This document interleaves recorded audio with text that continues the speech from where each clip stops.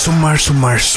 Skift til sommartøy og sms'er så nek som du vilt. Konstant ut i ett ta du vilt. Alla tøyna. Og då så i 100 minutter innanlands fyrir bare 125 kroner. Det et garvilt tilpå. Faktisk det vittlasta og i sommar. Sommartøy fast her du vanlig kjemmer teletøy og aft.fo. Fyll færtelefonen kjadar vi sommartøy. Har 13. september. Fyrir til det.